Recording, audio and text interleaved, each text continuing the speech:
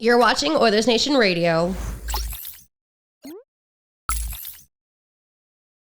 Welcome into an all-new edition of Oilersnation Radio, brought to you by Odd Company Brewing and the all-new Nation Beer Everyday Lager. It is delicious. There's 4 of them in this room right now. You can get your own by going to liquorconnect.com, typing in Nation Beer and Odd Company, finding a liquor store near you, or you already know this, you can go to one of their 2 locations in Edmonton. Did you have beer yesterday? No. Why not, Tyler? A little 48-hour reset for the body is good after a heavy Vegas week. You're 4 of them, 5 of us. You're probably still trying to expel all that beer that's still within you. I assume that when the liquid's gone, whatever creates that toxic mess is still sort of kicking that's around. The White Castle we ate. Oh, that could be. That is too. Also a toxic mess that lives in my body. Yeah, that is fair. Yeah, no, I guess that's right. I haven't been too bad, but yesterday, me missus got me a case of Heineken's because she knows I love a nice Heine. And it was your birthday. And I go, I just don't even want to look at them right now. Leave them in the fridge? Yeah, it's just like, you leave these till next week. I'll have them on the weekend. I'll have them when I'm ready. Yeah. Definitely in a little bit of a recovery phase, but today, sun shining. I could go for a cold one. Look at that, Liam. Wow. Blue sky. It'd be a good night to be on the Odd Company patio. I don't know why, but somebody convinced me that when we were gone, that we were coming back to another snowstorm. Yeah, 10 centimeters. The other day. At night. Yeah, okay, no, but someone said, hey, listen, when we come home, we're coming on Wednesday, and there's going to be another 10 centimeters of snow waiting for us when we land. I was convinced of that. So that was just a cruel joke I started, actually. Probably was. It was just for your benefit. The message got down there. I got it down to security in Vegas, and then it just went from there. That was our April Fool's joke. Yeah, worked on me. I was pleasantly surprised when I walked off the plane. Mm-hmm. I just assumed, Rick, you were already at your house by the time we walked to Jay's vehicle. I may have been. I was trying to convince him, just one more. Just go next one. Did you get front row? No, but I got the parkade. Oh, nice. The Rockstar parking, it's the parkade, man. I love it. You never regret the extra $30 or whatever. No. It's once you commit to being a Rockstar parking guy, it's tough to go back. You can't go anywhere else. So even walking to Jay, we were just at the one over. I'm like, going so far. Yeah, sucks. At the rate we're able to create financial success at the craps table, I think you could take 1 or 2 rolls and fire that in your pocket for the old bingo fly EIA parkade. Yeah, ration your winnings throughout the day. Mm-hmm. All right. Delicious debate time, boys. Let's talk some hockey. We'll maybe have some more Vegas talk out in hot and cold performers. But Dan, I think you're doing delicious debate today. I am. I took it over right before we got on air here. While you guys were gone, one Panthers defenseman, Niko Mikkola, took the opportunity to fire a puck down the ice against the Montreal Canadiens. I think, it might have been just before you guys left on Sunday there. But anyways, he fired the puck with just over a second left to go in the game, down towards the Montreal Canadiens end of the ice. And the Canadiens players were quite upset at that. It wasn't directly at a player, but it was in the direction of one player. The NHL then responded the next day by giving Mikkola a $5,000 fine for having shot that puck. What do you think of that suspension or that fine, I guess? What do you think of the fine? Do you think that that's fair, or do you think that that's an overstep by the Department of Player Safety? I can go first. I think it was fair. I want to see the clip. Yeah, you have to play the clip. Check it out on Hockey Fights social media if you have not seen it yet. To me, it's clear intent of you're trying to hit someone with this, and I guess I would also put it under the category of intent to injure, I guess. Obviously not a serious allegation on it, but I think what makes it crazy that he got the $5,000 fine is that Jalen Chatfield just RKOs. That was not an RKO. It was more of a hip toss. My apologies. Sorry. They're not allowed in the NFL, but they're allowed in the NHL. And then There's no fighting allowed in the NFL. It's allowed in the NHL. I'm just saying. But the Jalen Chatfield one for not getting anything just made the Mikkola one look even dumber. How far back we got to go? I got a question. Sunday. I got a question. Might have been Monday. There was 5 seconds left on the clock as he's winding up. I slowed it down. The puck leaves his stick with 1 second left to go on the clock. So I almost want to give him the benefit of the doubt that he's not staring at the clock. He just knows maybe I can get one last shot on goal. Not that it would matter. It was a 4-2 game, but I don't know. When I thought he was shooting a puck at somebody, I was thinking about Daniel Alfredson. You remember that one? Yeah. That was directly at him. So that's what I was expecting. So I don't know. I used the French clip. That's why you could hear some Apparently. French burst out from I thought the RDS volume there. was off on this. So thing. I don't know. I guess I don't really have an opinion on it. Like, Yeah, I don't if you're really gonna either. if you're gonna fine him, like I'm fine with the fine. That thing's not along the ice. That thing is like elbow high. Yeah, You're fired that's that up, It was a no, riser. you're It was a bit of a riser. but they have complete control over the shots at that point. He's doing that to create a bit of a. I disagree. He's he's doing that to create a bit of an assholey thing. So yeah, $5,000 is nothing, but it kind of shows that to everyone else this is not acceptable, because there is a whole nother step of like taking it too far. Now you hit a guy. Well, I didn't mean to hit the guy, and so Just I'm do fine it, with yeah. that. $5,000 means nothing to him, but it just says, hey, this is not allowed. Yeah, that's What- probably the right answer. What'd you guys make of the Chatfield McMichael suspension? I That's can't believe that wasn't Dumb that there was no suspended. suspension, right? Yes. That is such a dangerous play. And Yes. I was talking to my buddies. It's like, well, there's takeouts in every fight. It's like, not like that. There's not. Like the guy doesn't even have a helmet on. The Him. NHL's never going to learn unless the guy like slams his head on the ice. Like, Yeah. Like It took like for visors to come in. It took some like Brian Berard almost losing his eye. There's a handful of issues throughout the 90s and early 2000s that eventually, okay, you know what? We've seen it. It's come pretty close. Let's try and prevent it. Whoa. They have yet to do that with hits from behind. And they had an opportunity to say, hey, you know what? That's not allowed. yeah. And you even neck guards. just make too. it, just say, hey, we're not doing anything, but this play is not allowed. Yeah. Okay, I get it. This doesn't really happen. It's happened the first time ever, and whatever. It's not allowed, but they don't come out and even say it's not allowed. Like You had an opportunity The to. tone should be set. Like you're right. Like we never see plays like that, but we should also never see them again. Exactly. Yeah, And no, it's a horrible play, and I don't It can think get a lot Chatfield's worse. like a dirty player by any means. But caught in the moment of like you're in a fight. he knew what he obviously, was doing, though. So I would agree, but for me, I think that's a 2-game suspension. To be honest, I think This should it's be a horrible. suspension. Like I'm Yeah. just actually seeing this for the first time. Like Buddy doesn't have a helmet on Yeah. and he gets hip tossed. Like this is backyard wrestling. Like what are we doing here? And the game got crazy out of hand after too. And of course, like I said, I'm okay with there being nothing on the first one and just issuing a warning to everybody in the league. Hey, listen, this is not allowed. Maybe we have to write a sub paragraph in our rule book. Fine, whatever, we learned, but this is not allowed. But they don't even come out and say, hey, we'll let this one go, but going forward, this is the penalty.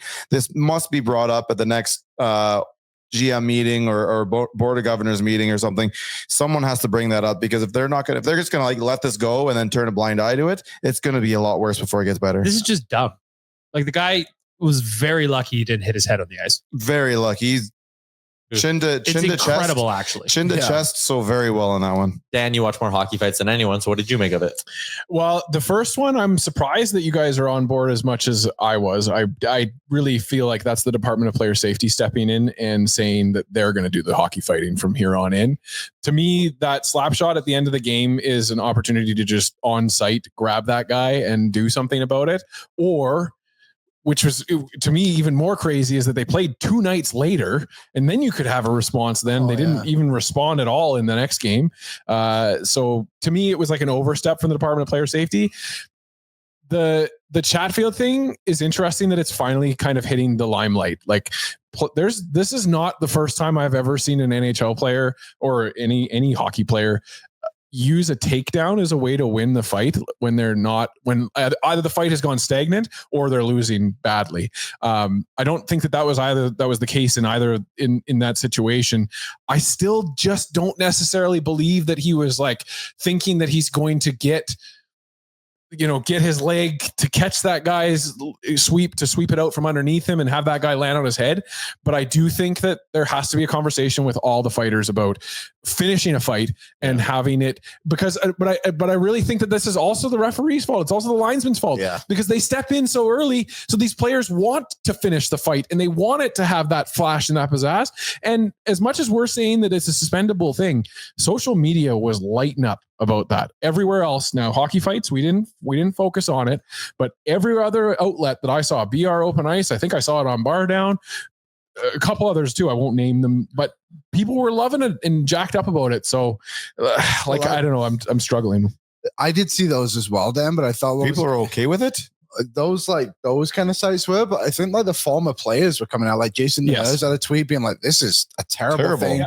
John Scott called it gutless. Like, if those guys who have been in the moment and played in those games are calling out, like, I just don't see how the NHL can sit there and be like, this is fine. Like, you're right. Like, takedowns have become like, maybe I'm just got a short memory. I'm like, the only way to end fights now is like slamming a guy to the ice. Or you stand there and you wait for the linesman. Yeah. Or sorry, you don't even have to necessarily stand there, or the linesmen are just going to come in and stop you anyways. Especially I if just you're a missed in the goalie. 90s when they would chuck them so much they were just gassed and like hang on for each other. and like that's when they Sorry, got they let each other go and walk away. We still see a bunch of them like that right now. I do think those. There's a big one the other day, actually. Yeah, there's some weird ones out there. They still kind of end in weird, wonky ways.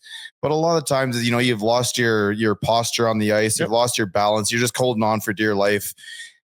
And the other guy is not strong enough at that point to hold up both of you, or he doesn't really want to hold up both of you. This was definitely an intent to pull, to throw him whip him to the ice. And he's not trying to land him on his head. You're trying to slam him on his back. But as a result of that, you can definitely crash your head against the ice, and that is going to be an ugly, ugly scene. Because I think that's the way Perosh went down in Montreal, did it not? Yeah, with what was that? Colton Orr, he fell right down. Something like that. Yeah, I think. Jeff Merrick on the sheet today had Jay Rosehill on to talk about that because I think Rosie was in that game. Oh yeah, he would have been. They had that fighting line with Fraser McLaren as well. Was also Rosie and Colton Orr. And then they had like Mark Fraser. What a tough Leafs team. I'm sure. All I'm just saying is this McMichael thing was like inches away from him hitting his head on the ice. It could have been a lot worse. It's moronic. It's like what, every possible way. Yeah, it's like what Rick said. Like, it's unfortunate that in hockey, everything has to get to the extreme. Yeah, of like people getting seriously hurt. Like, obviously, the awful news from the British Elite League where the guy died and now everyone's having neck guards. And it's like, shouldn't get to that point. Like, should just recognize like, oh, this is probably not good, and we should do something about it, but it won't. What were you going to say about Rosehill, sorry? The neck guard one has always been crazy to me too, because like you wear them up until junior. But the neck guard thing is just like the visor. At least the way it used to be, anyways. And Revo being down in the AHL was doing it. Everybody wearing a visor 20 years ago in the dub had that visor. That thing was like covering just above your eyebrows. That's an important part of your head. It was out of the damn way. It was or you went to Danny Heatley and you got the full windshield. Oh, that thing went down to his knees. Oh yeah. Yeah, Bar Down just posted a video. But yeah, they have that. They have that up there, right? So it's the neck guard now that players are bringing it out upon themselves. I think TJ Oshie owns the company or something. Yeah, something like that. Yeah, he has that. Yeah. That is, you're going to have a lot more guys following that because they kind of have a leader involved. Yeah. But the neck guards we wore as kids, they didn't do shit. It was a headband. Dude, it was a headband around your neck.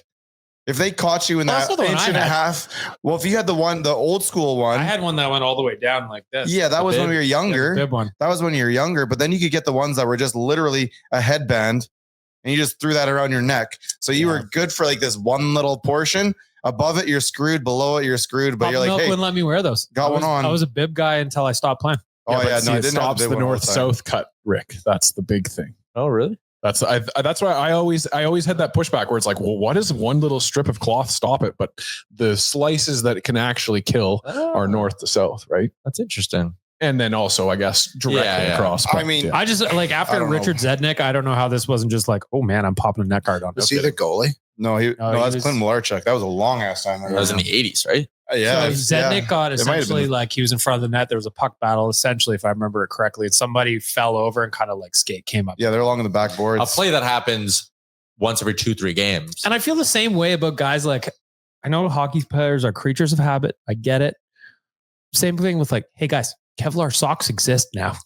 That one's crazy to me because like they're comfortable and no one sees them. So why would you not like protect? Well, like, I've been wearing bare feet since I was 12, man. Perfect example, Connor. Yeah, socks. Connor's had the same socks going on for 3 decades. I know he's not even there yet, but hey, so let's cut the holes out of some brand new Kevlars for him and pop there in there. No? All right, boys. Let's continue along. Liam, what was your delicious debate going to be? Well, it's kind of irrelevant now because the line has been set. But what would you do without Draisaitl? If Draisaitl doesn't play tomorrow, what do you do? Well, that's assuming Trent Frederic is good to go. Hey, they said he's skating in regular jersey and he is playing. Who said that? Actually, they didn't say play it. So Stauffer tweeted 15 minutes ago, Podkolzin with Nugent Arvidsson, Frederic with Henrique and Hyman, Skinner, Janmark, Brown, Kapanen, Jones, and Perry. McDavid skated, but he's hurt. Wallman with Boosh, Nurse with Stetcher, Kulak with Emberson. Pickard is the starter. Tony Braw is where my information was from. He said Trent Frederic is in a regular rotation at practice today, taking reps with Henrique and Hyman. We'll get an update on his status post-practice today. So maybe even before the end of our show. Stay tuned, folks. A little teaser for you. Yeah, maybe we'll do like a late night delicious debate then at the end of the episode here if we do end up indeed seeing Trent Frederic back in the lineup. Also, shout out to Tony for looking sharp when he came to visit at the Stella Artois Lounge. Oh, he is always looking good. Fantastic suit on. Let's get to some other headlines here I wanted to run past you guys. It's brought to you by our friends at Oodle Noodle. Download the Oodle Noodle app to order takeout or delivery, and you can sign up for the new loyalty program. If you are a new customer signing up for the loyalty program, you're going to instantly, bing, bang, right off the bat, get 1,500 loyalty points. That's a $15 value just for signing up. That could even allow you to almost get the dynamic duo Bombay butter chicken and a green onion cake, which is only $17.95. All right, couple things here. Guys who are heating up. Viktor Arvidsson, 3 goals, 3 games, all kind of coming from different spots as well. BM, do you think this is just maybe the Viktor Arvidsson we're going to get for the rest of the season? And how big would that be for the playoffs? I wrote about him in my post game that's up at Oilers Nation this morning. 3 goals in 3 straight games. He's got 5 in his last 9, which over the course of a full season is 45 goal pace. Now, he's not going to hit that. But like for a stretch, we're starting to see the Viktor Arvidsson that they signed. The guy who's a pest. Last night, beautiful shot, bullet shot. The goal against Vegas that ended up being, was that the game winner? Yep. That was him being annoying, digging in the crease. Like he's doing the things that used to annoy me when Viktor Arvidsson was an opponent for the first handful of years of his career. He's feisty. He's annoying. He'll get under your skin, but he was missing the offense that he produced. So I think this is just Viktor Arvidsson, and we're just fortunate that it's coming at the perfect time. I think that's what the encouraging sign is where he's scoring goals from.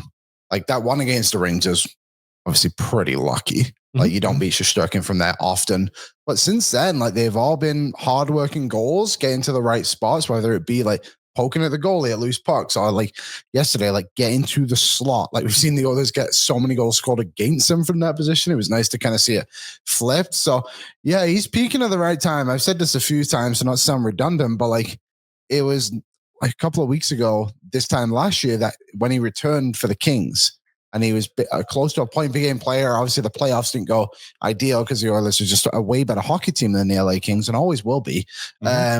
So I hope this is just kind of like him being like, hey, I'm feeling healthier because he obviously had a bit of injury this year too. So yeah, it's encouraging to see it. And Podkolzin as well, I think is playing well on that line with him. The two of them are gelling with no matter who the centerman is, because we've seen Nuge and Dry recently.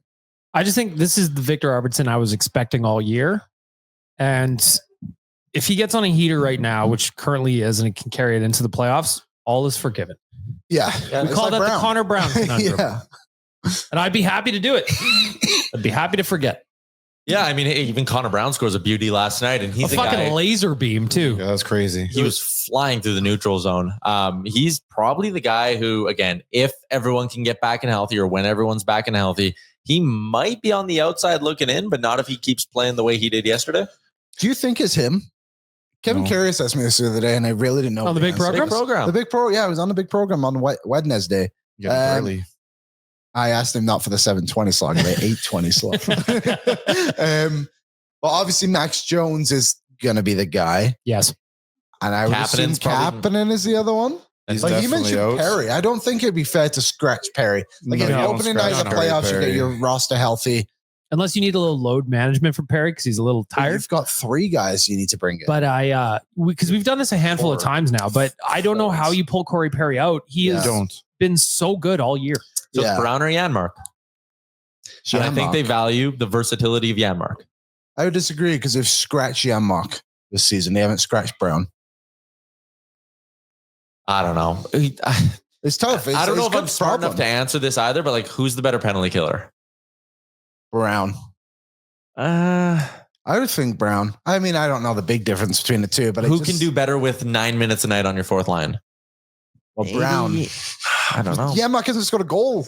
It was stick this season. It's a joke you made up. No, he scored a goal using a stick. It was an empty netter. He hasn't scored a goal with his stick against a goalie. My apologies. But I think right now what you're seeing is when you see a guy like Arvidsson start producing, he got one, he got two, and he starts to ease up on himself.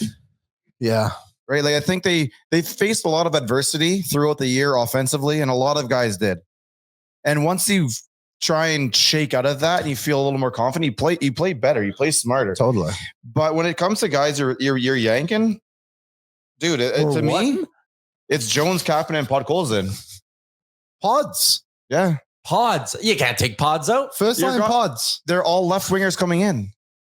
Kane's a lefty. Frederic's a lefty. You're not pulling Skinner. Rick, look at my lips. Flip them. Now we got him. We're ready to Finally. flip them. I'm looking at this right now. Like based on Bob's tweet right now, you have 3 guys to get in. Connor, Leon, and Kane. Kapanen and Jones come out right away. I don't think you're going to take out Janmark or Brown because they penalty kill. You don't take out Corey Perry. Like You know it's going to be Jeff Skinner. It's not going to be. It's not going to be Jeff Skinner. It's going to be. Refuse to accept it. The way he went to the net last night, it can't be Jeff. It's not Jeff. People just want to go back and people just want to go back on that whole little whatever.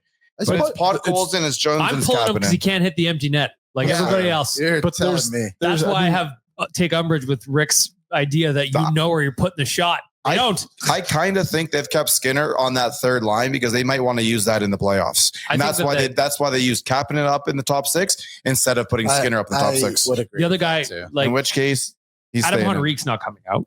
No. So the options are really limited. Dan? Crazy. Yeah. I think that, well, first to go back to the original question, I don't think that this is the true Arvidsson. I wanted to believe that he was going to be better than he is. I just don't know if it's going to be there to be consistent enough for this team. But that being said, going to that debate, I'm not pulling him out by any means. I do think Jeff Skinner is going to be the one that gets pulled out. I think that there's just an element of comfort it looks like the camera just changed suddenly. We're good, but looks like to me, it's something for the coaches where they're just comfortable with him slotting back into this lineup and they can have that conversation with him versus having to explain that to a Corey Perry or a Connor Brown. I think it's simply between Brown and Janmark. That easy. I think Podkolzin is in the mix. 100%. I don't think dude doesn't score. Like they keep playing him in the top 6 though. That's a sign. But again, you don't want to move Skinner there because you want that third line the way it is. That fourth line is not going to bump up there. Those guys in the top 6 are just placeholders. Like if Trent Frederic is healthy, he's a lefty and he can, I know he doesn't do a lot of top 6 or has not historically, but he can find some chemistry with Leon. Like Pods is just, he might not even be, Frederic might just be your fourth line. Now we're talking crazy. I think it's more likely he plays with Leon than it does he plays on the fourth line. But you're asking more offense out of Frederic than you are out of Kane? Or you're thinking you can get more offense out of Frederic than you can Kane? Yeah, Frederic scored 18 goals playing on a third line last year. To me, played this season, which to me, it's because Kane hasn't played all year. That too. Well, I do believe he's almost ready to go here. And they were talking about if you could maybe LTIR a guy to get him in early. Maybe at home, yeah. Okay, let's walk through this. So your first line, McDavid, opening night of the playoffs. Everyone's healthy. Everyone's good to go. Bang, bang. McDavid, Hyman, left wing. Frederic for me. Okay. Anyone else? I'm going with Nuge. Dan, decide and vote. God. Dan, you can get on the next vote. I'll say I'm going Skinner.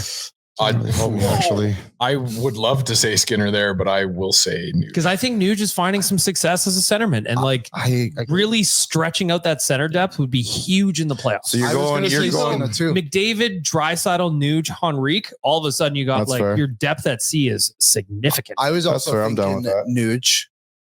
Sorry, Skinner. My apologies. And then second line Draisaitl, and then Kane.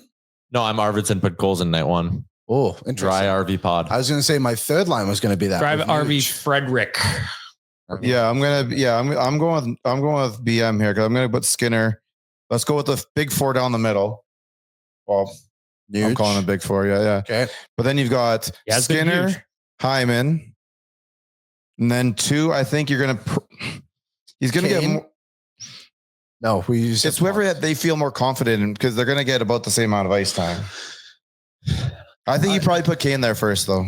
I think so too, and I think I would. Can Frederic play on the right side? That'd be super helpful. That would. That'd be really helpful. So who are you playing on the other side with Draisaitl? Sorry, Arvidsson. Arvy. Okay, and then Kane. Your third line is Nuge. I'm going with probably Nuge, Brown. I would put Skinner, and then you have to go with Henrique, Perry, Frederic. Ooh, Frederic on the fourth line is with Perry. I think he's got so much more upside than that. I do too. I think he'd be a wrecking ball. Yeah, I just think that's where you're starting, though. I didn't say that's where you're going to end. But as it like game one, I think Kane probably. Imagine what he can do to that type of competition on the third or fourth line, and it's just strictly because practice shape and game shape are just way different. I'm with you on that. Can I ask you guys another interesting night one of the playoffs question? Oh dear God, I already know this one. Our pal Cal. No, but it's not going to be. Percent chance Calvin Pickard's your night one starter in the playoffs. 27. 30. Nice. That's the number he was. I thought he's 35. Wow. New delicious debate. He's 30. I just think like Skinner's their guy. He got them to game 7. I just think he gets game 1. As long as he's healthy. As long as he's healthy. Well, so that's the other thing is like, at what point, like, let's say Skinner, I mean, I can sit here and probably throw a bunch of I don't think Skinner's back up in game 1. He's either playing or he's up healthy. in the popcorn The leash is tight. I don't think. What if Pickard keeps playing well? I don't think they're worried because I think if they were, they would have played Rodrigue last night. Oh, and like kept a bit of a load management thing on with Pickard. That actually is a good point. Maybe it lowers my answer a bit. I think it's Stu too, but if game 1 goes bad, I don't think it's Stu game quick 2. leash. Yeah, I agree with that. I think it'll be a very, very quick leash this year. But I just think again, and who knows, because like there's so many different things, and we're probably too far away to even be having this conversation. Because like, let's say Pickard plays 5 of the final 7 and just keeps only giving up 2 goals. I just keep let's say Skinner comes back for 1 game, gives us 6. There's ways I can chart a path to Pickard. Yeah, I thought crazy. I mean, that's a credit to Pickard as well. He's played made it a conversation well. In these hypothetical games. He played really well. The team is playing much better in their own end right now as well. But I think it or not, yeah, I would agree. He's making his job easier. And Stu was doing fine. I think obviously the Dallas game wasn't good. But other than that, like in that little stretch, I think he'd been a lot better. But are we still not concerned about the offense overall? I mean, at this point in the season, I am, but I also am not that concerned as concerned as I was because they're still winning more. But you're starting to see Arvidsson starting to find his way. Podkolzin, I think, feels better about his game because his lineman is starting to produce. Brown's starting to play a little bit here. Corey Perry's been doing what he does all year. I'd like to see more offense out of Henrique. He had a great one time yesterday. I thought it was Draisaitl. Yeah, I understand he's in like a weird situation where he doesn't get a lot of opportunities that way. He's more in a defensive role, so you have to kind of like scale back my expectations of him. But I do think this team, I've said it all along, I think this team is built for the playoffs, and I want to see them take off a little bit stronger, kind of the way they are right now, post 4 Nations. But it took them a couple games again. But they are starting to play with the way I expect them to. And I think what we saw out of Vegas was a very good sign. And I think we're going to get another really good sign tomorrow when we go play LA. Those are the games you got to be up for. Yes. The San Jose game, I get it, but they were able to win that game without Leon. They came out and they played Vegas without Connor, without Kane, without Frederic, without Ekholm, without their starting goaltender, and they beat them.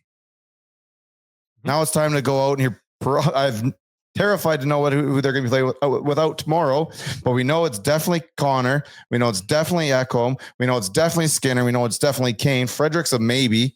Is he on LTI right now? No, he's good to go. So yeah, it's going to be Frederic or Leon, and I'm not so sure. I think Leon plays. The Oilers Twitter account retweeted Jack Michael saying Fredric's set to make his Oilers debut tomorrow. So that's probably pretty good confirmation there's your answer. that we're going to get Frederic tomorrow, which I'm excited for. This is like a shiny new toy. I'm pumped to see him. I think he's a wrecking ball. I think he's going to give a lot of energy. He's going to be jacked up to go. He's going in against LA too, which they like to play shenanigans. Well, he a fighter? Big man got big mitts. He fought against the Oilers this year. He does fight, but he doesn't. He's kind of gone the way of the NHL, where in 2018, 2019, he was fighting quite a bit, and it's slowly digressed. Only Maybe- body slams. I think those are just numbers declining. I don't know if he's turning down fights. I agree with that. Yeah. I think he's probably ready to roll, and There's less opportunity for it. he knows he has So what, far. 7 games? Yeah. Is that what it is? He knows he has 7 games to make his mark on this team. I'm a little And I think you're going to see a guy go out above and beyond to try and do so. So I am expecting a lot of Can we bet blue on collar. hits? No, not yet. I Very wish dream. that we could bet on hits because then I bet Frederic the over whatever is that I would bet the over. I do worry a little bit that he's being rushed back here though. I don't worry about don't that think he is. anymore because I really don't think the Oilers have any interest in. rushing anybody. You don't think that Playing Leon injured was play. maybe rushed back? Bingo. No, Leon could don't. have Leon could have taken no games off. Yeah. No, I don't think he was respect. They said numerous times on the broadcast yesterday, it's like this feels like this is a completely different injury. It is. I I also saw Bob say that. I don't Yeah. think it's his torso. It's in his oblique area. I don't like these core things. That's fair. You saw fair. TD Forrest trying to like mess with him during the commercial when they were just about to go to commercial, and he went on and kept playing, and then a little more of these weird trunk twists. The first one was his left hamstring, so He also that's had- not a hamstring injury he has right now. He also had just the weirdest night of tumbles last night. Oh, they Yeah. were rough. Those hurt. I don't know how much interest he had playing in that game. There It was felt like right off the bat he took a hit and just like random stuff was happening. He was just like there was that one where he seems kind of like good. twisted and fell backwards and his Yeah. head jerked back. That looks really bad. Like if that was me, I'd be on the IR until the next If season. you watch that play closely, the player he throws his leg. Well, his leg shoots backwards, and Leon trips over it. Yeah, Oh, you yeah. can tell Leon was pissed. which is a terrible Should be. missed call. It was so obvious. I think another sign, Dan, that shows me the play that Oilers aren't rushing players back is McDavid is on this trip and they have no interest in playing him. If he was healthy and like skating, like most guys who skate are back really quick. Like he's on this trip and they're like, yep, no way he plays. I think I think this group's pretty mature too, in the sense like Leon had the line the other day, like, I know when it's time to play hurt. Now's not the time. Yeah. Well, and also I think it was Jack talking about it on the broadcast last night where he goes, just look at the roster. They're all veterans. They should be able to play without a couple of players. Yep. Granted, it always hurts to lose your best players, but this is a very veteran group. They should be able to get some wins We really haven't had to go through this for like 3 years. ever. Like they It feels haven't like, been this yeah. banged up since A Like, what very was long the stat time. originally where Connor and Leon hadn't missed a game together or something in forever? Without being healthy, Without scratches, both of it them? Never been happened. injured. Yeah, Healthy like, scratch, now it's yes. just wild. Never forced. crazy. It's crazy. Good. Lower the expectations on the Oilers going into the playoffs. We'll get you. I'm excited for We'll get them to you. be the underdogs and to bet on them in that first round. Amen. Even if they start on the road, there's no way, right? The I books see will the make way. the Oilers like minus 150. What's the number for tomorrow? Or is that in part in the another? because the Yeah, public that'll be loves- hard. I wonder if it's even out yet. Yeah, it is. Is it? The Oilers. Oh, wow. Want to play guess the line, boys? Oh, now we're 155 All right. minus. Well, since we're going to do it, let me just throw it out there for All our All right, friends might at as well Bet. do the ad read. For our friends at Bet365, breaking news from Bet365, where every nail-biting overtime win is a barn burner, every face-off, hat-trick, power play, shot on goal, penalty shot, and suspenseful moment in between is amazing. Whatever the moment, it's never ordinary at Bet365, an official partner of the NHL. Download the Bet365 app and use the code NATION to get in the game. Must be 19 or older. Please play responsibly. Boys, money line tomorrow for the Edmonton Oilers. What are our guesses, Dan? minus 125. Dan's going to say their favorites, Rick. I don't like how you said it like that, but the first time you said something, I feel like they're going to be favored by a bit. So I'm going to stick to my minus 155. Minus 155? Yes, the Oilers to win. Okay. They were the underdogs in Vegas Mm-hmm. without McDavid. Significant too. Yeah, what was it? Plus one. Plus 43. 145. The boys hammered the money. Well, Tyler didn't. He chickened out. But the rest of us hammered the money line. I'll say plus 150. Plus 150. I think they'll be. I think they're dogs tomorrow. I'm going plus 145. Same line as Vegas. Plus 145. Bingo. That's a big winner. So yeah, the Oilers favorites going into LA tomorrow. Over under also set at 5.5 for this one. But Darcy Kemper's been playing some really, really good hockey for the Oilers. So let me ask you guys this. Liam and I had Kings reporter Dennis Bernstein on our show today, and we were talking about how, hey, the Kings are only 3 points back of the Golden Knights all of a sudden. There might be a world where LA catches Vegas and the Oilers end up having to play Vegas in round one. There's also an opportunity where the Oilers pass both of them and win Yeah, the because we division. play LA Yeah. twice still. Maybe. So yeah, you're right. The Oilers could pass LA. Like, who knows what's going to happen? I do. If I give you guys a choice, LA or Vegas, do you take another rematch against LA, or do you say, no, I want I've had the old bull, now I want the young calf, the Vegas Golden Knights? I don't think I'm young at all. That's an interesting analogy there. Wedding Crashers. No, Step Brothers. Or Step Brothers. There you go. Whoa. Oh, that's right. Yeah. I'm not terribly worried in a 7-game series about either team. I think the slightly easier one would probably be LA, only because Vegas kind of been there, done that. And you have a bit of a mental swagger. Yeah, mental swag. LA has a bit of a mental block against us, so especially in the playoffs. I'll take LA first. I was going to say that too. Like you could probably crush LA Spirits a lot easier than with Vegas. One good 5-1, 6-0 first game. If you're up 2-0 in that series, I don't think LA's got the fight to come back. Vegas probably would. Dan, Drew Doughty's already making his quotes about we can't beat them. It doesn't matter. Beat them both. Damn. But I would probably go with Vegas just because it's something different. Just because I was just there and it was very profitable for me. I'm going to go to Vegas because I'm selfish. You're taking the craps table over your street food in LA. That's right. All right. Every time. I can get a lot of street food with what I did at the craps table. When you're at the craps table, you ain't got to eat. Nope. Did you see that? You are eating at the craps table. The big dog is eating at the craps table. The big dog or the young calf? Both. I'm not here to kink shame. Hey, whatever. It's Friday. I will go with. Oh, it's a tough one. I'm gonna say LA again.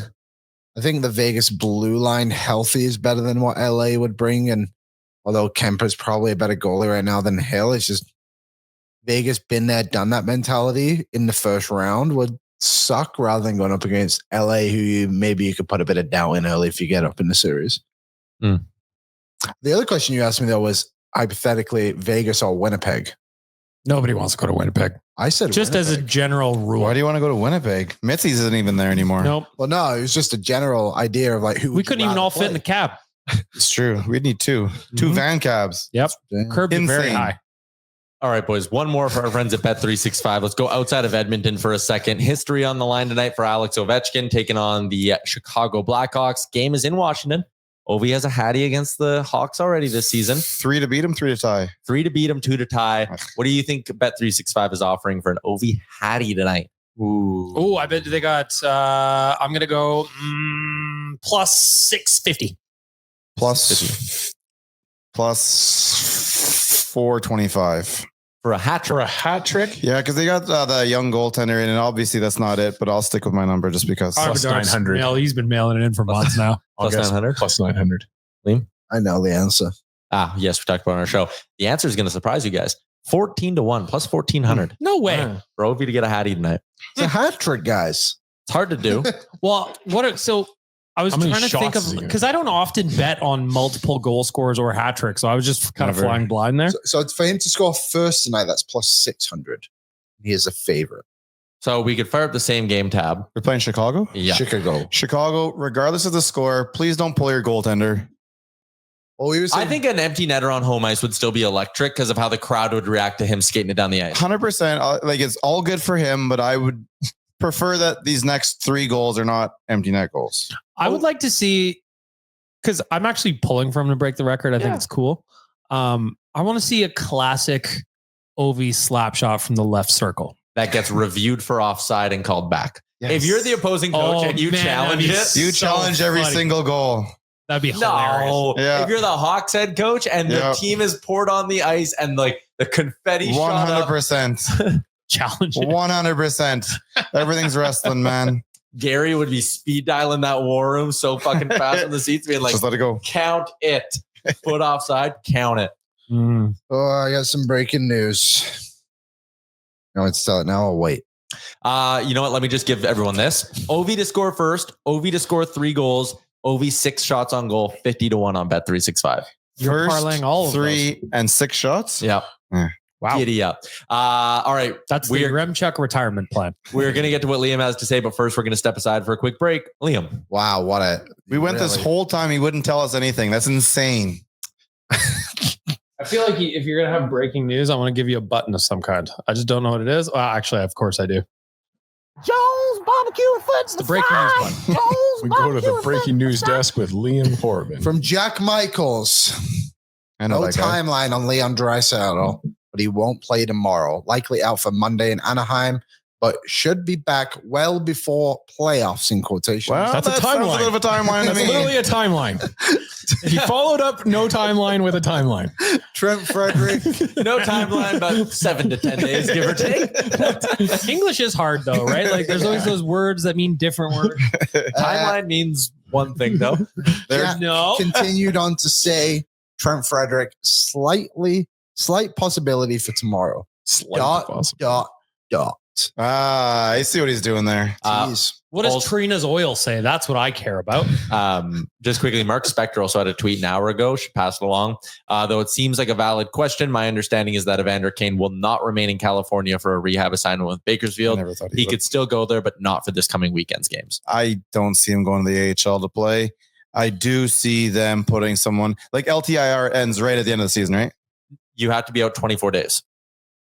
So like they Connor, can't put You could retroactively Ekholm, couldn't you? Yeah, you can or retro Connor. back. Yeah, how far back do you have to go? No, not Ekholm because he played. Oh yeah, because he played a handful of games. but still How Ekholm. far back?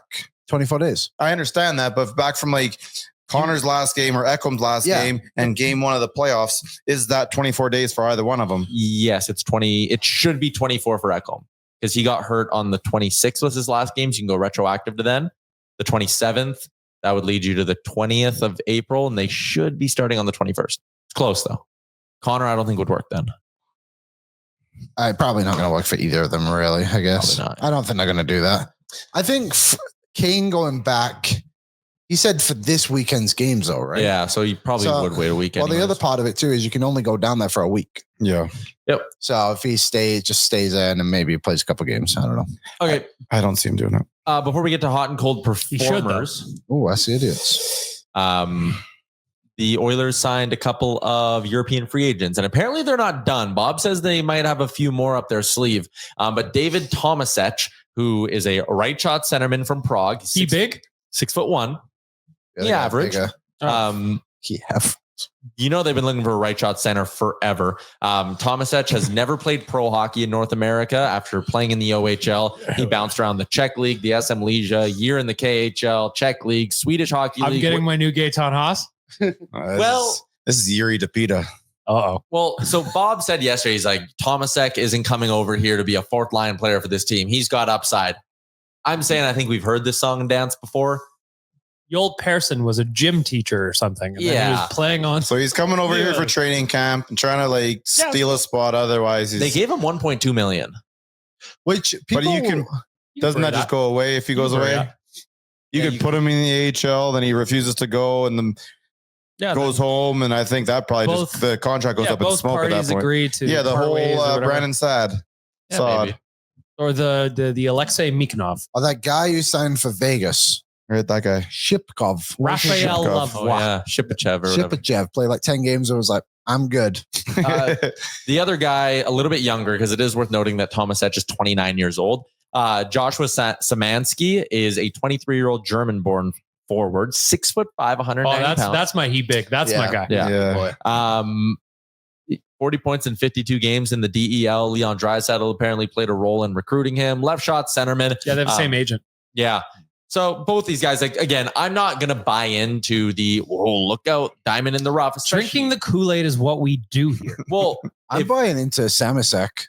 Well, what I wanted to say was Liam wrote a really good article, Oilersnation.com. Stan Bowman has a long track record of hitting on these kinds of guys. Yeah. So obviously Panarin.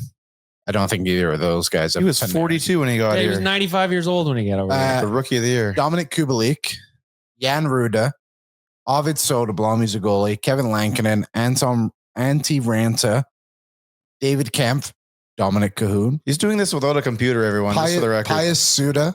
So there's 8. Former Oiler great Dominic Cahoon. There's another one. Eric Gustafsson, anyone? Yeah, we drafted him. Yeah, then we didn't sign him and then they got him. So there's 9 players, just remembering off the top of my head. I think in comparison, I don't know if I could name 9 players in the league who have outside of that group who have come over from Europe. So the fact he hit on so many is pretty impressive. So these two guys, Samasek, like Ty said, 23. He was an assistant captain on that DEL team. What's so funny? What about the other guy, the college guy? What's his name again? Fajma. Who? Fajma. What's his name? Fajma? What is that guy's name? The They signed him from Ohio State. Fania? The Ohio State. Carfagna or something Yeah, like that? Carfagna. What? Daniel Sounds- Carfagna. Cavani, that's right. The left shot defenseman. Yeah. right, Yeah, right. he looks fine. I don't know Yeah. much about him. I just Well, get the also Euro Bakersfield needs humans. Yeah, Really stuff. That do. is huge. they're humans per 60, too low. But- Way Very too low. Yeah, the Sammy kid does seem legit though. Like 6'5". People were saying, I was just reading some Twitter comments, and the Twitter scouts out there were saying that I do a really good find and shows that the others probably have like pretty deep scouting stuff to find again. I mean, 23 years old to be an assistant captain on a pro team in Europe and to score however many goals he scored, I think is pretty impressive. Also, the coach of that team, Craig Woodcroft, brother of Jay. Wasn't he booted out of Vermont for something? No, that was No. Todd. Yeah. All the Woodcroft's coach. Yeah. Wow. Some better than others, clearly.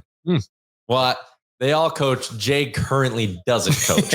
I might add. Dude hasn't worked for a while. He's What's getting that an EI quote check. from School of Where's your Rock? bet ends up? Do you want to know my bet? Do you I want to know where it is. Where do you think my bet is? Your bet's Vancouver. It is. Well, they just said they want to talk it back. I don't, Oh, think that's- I don't think Talkett wants Vancouver Yeah, back. Sydney Sweeney's fiance wants her back. Ain't happening, big boy. Brought that up twice today. She didn't answer my DM the other day. I wonder why. I'm going to say he goes to Seattle when they fired Dan Bylsma. Maybe. I don't know. He might go nowhere. Maybe we'll never see him again. That's also possible. No, he'll get another gig. They always do. Okay, let's wrap up the show, boys, with our hot and cold performers. It is brought to you by Nation Gear and the Mobilize collab that we have out now. Shout out to our guy, Dusty Legrand, who designed this. He does some really, really good stuff. Check it out, nationgear.ca. We got the hoodie. We got the shirt. All right. You know what I want to do actually, just to start? Let's just do like a blanket cold performer on the passing of Bruce McCurdy. Mm-hmm. I know, again, everyone has shared their thoughts about it online.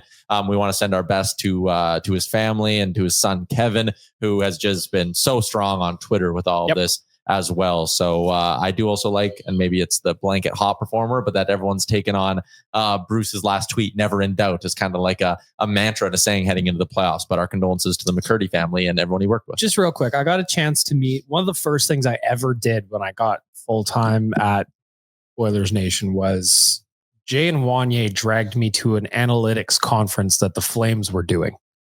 Why we felt like we should be there is a question I'll never know the answer to. However, we did go, and Bruce was sitting in the corner, and we were just kind of minding our own business for a bit. And then when we finally kind of wandered over and said hi to him, he found out that we were from Oilers Nation. He just kind of said, "Listen, boys, people may not always like what you do or understand what you do, but giving the fans a voice is very, very important." And I always thought that was a really cool thing from a guy who is just an absolute legend in the space. I've been reading Bruce for feels like 100 years now. So to have him say that to us at a point in the company where there weren't that many people who knew who we were yet was a pretty cool thing for him to say. And I've always remembered that. So just some words from Bruce that just have stuck now for 11 years. Mm. Yeah, Low Tide had that article about Bruce. Yeah, I would really recommend lowtide.ca, like reading how Bruce helped Tide get through the passing of his wife and all of that. The two of them were obviously like the best of buddies outside of like the work and the profession too. So yeah, condolences to the McCurdy family. And also just how Bruce, like he always played with Owen. Oh yeah. Right. Like he would always reply to our stuff and get in on our jokes. And I just always thought that was pretty unique from, somebody who wrote at a more mainstream kind of platform. Yeah. It never seemed like, that he was bigger than anyone. No, he was just. Nope. Yeah, always kind. Always. I was going to say that. I think that now with the, we're starting to come into that time where reality is we all have an expiry date, and the loss of Robin last year and the loss of Bruce this year. I think it reminds us that, that there is a final time on everything, and that you just enjoy the time that you do get with these people. And you said at Bag Milk, and it like, a guy that works at an outlet that's different from us and separate from us. And I think that we can tend to get a little siloed off from each other. But a guy that we all interacted with online and infinitely positive, and just always a person that was passionate about whatever he was into, whether it was the Oilers, astronomy, and or just being a good guy in general. So my favorite thing to do with Bruce was always he would put out like his graphs and charts on Twitter all the time, like his screenshots or whatever. And I would always reply to the bad ones being like, this seems bad, Bruce. Is this bad? And we would always have just a funny exchange off it. So I'm going to miss those for sure. Rest in peace, Bruce. Yeah. You're a legend in the space. Absolutely. All right. Never easy to obviously transition off of that, but we wanted to start with that and send our condolences to the McCurdy's. Let's do our usual hot and cold performers to wrap up the show here on a Friday, boys. Cold performers of the week. We start with our veggies. Lehman, I'll come to you on the opposite side of the room. Oh my goodness. Cold performer of the week. Honestly, yesterday's game, 8:30 puck drop. For nobody to show up. Yeah, for no one there. It was dressed like a seat night. They had all those lights in the crowd. On the Really empty highlighted seats. the empty seats nicely. Yeah, and I can see why the Oilers were like, this sucks, and didn't play that well yesterday. So yesterday's San Jose game, like we had to watch from the moon. It started at midnight, and we didn't even hit the puck line. That's a wild button. BM, you got one? Oh, crusty. Yes. So you got to follow me down the rabbit hole for a second. Mhm. My man was. We brought him to a craps table with us one night. And he proceeded to throw one of the greatest rolls I've ever seen. Probably 20 times he threw those dice, 25 times. Dude was hot. Rick, Jay, and I were on a different end of the table, and we were stacking up chips. And then as I look over, our boy Waz just kept feeding the dealer fresh bills.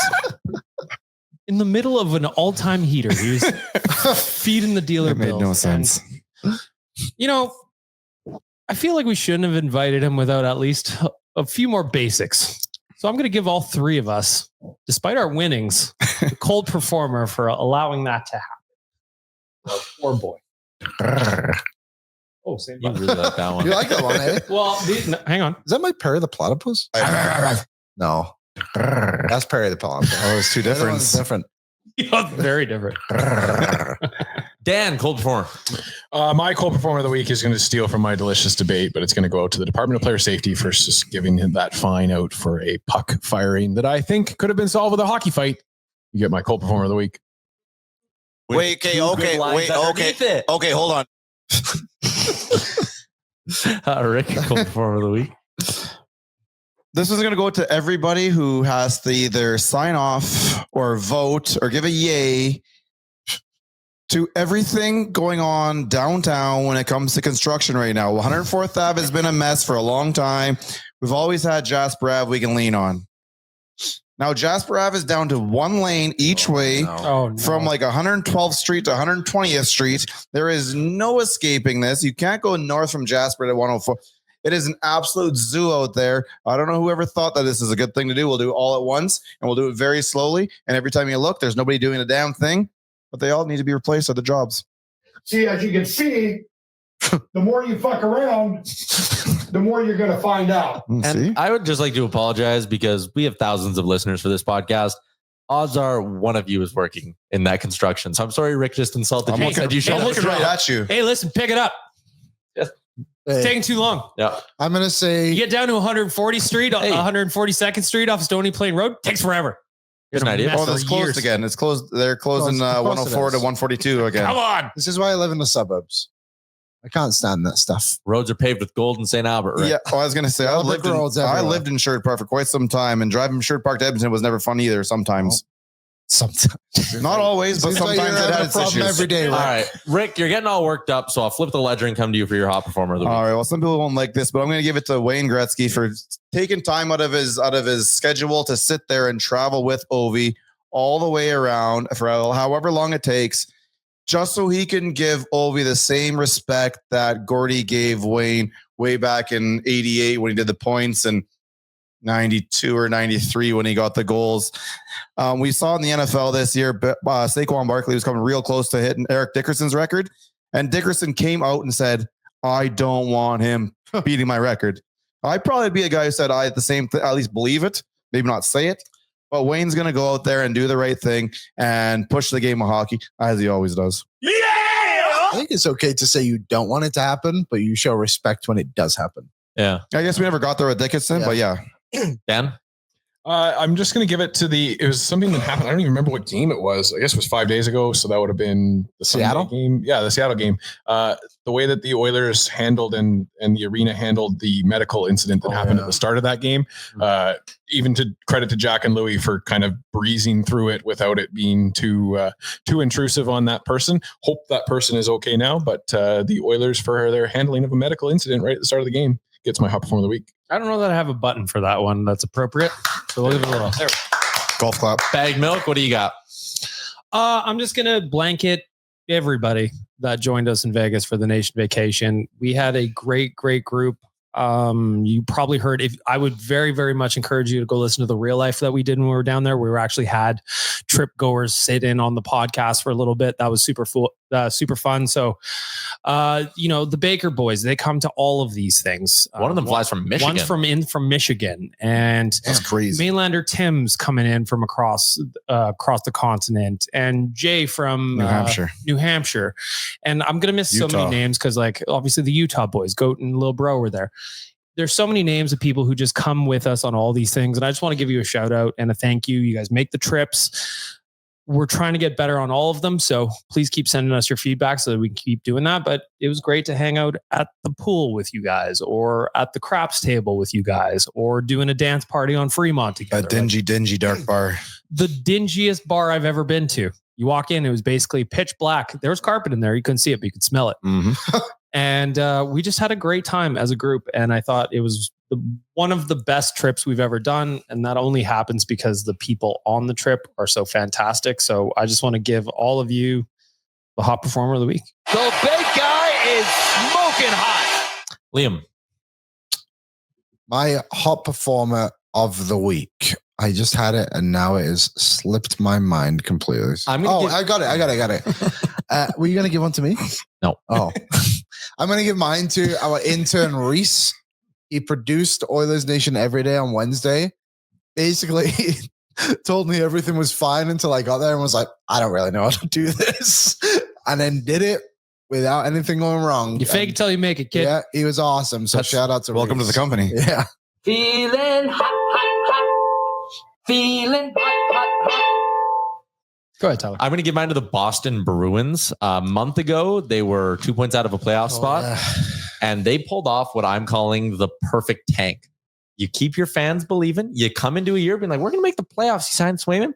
And then when you realize things are going bad, just instantly lose every game you play. They've lost 10 in a row. They've gone from having a 90% chance a month ago of picking outside of the top 10 to now having almost a 20% chance of picking in the top 2 because they've lost 10 games in a row. That's a hell of a tank by the Boston Bruins. I applaud them for that. Getting me armchair GM horny. It is.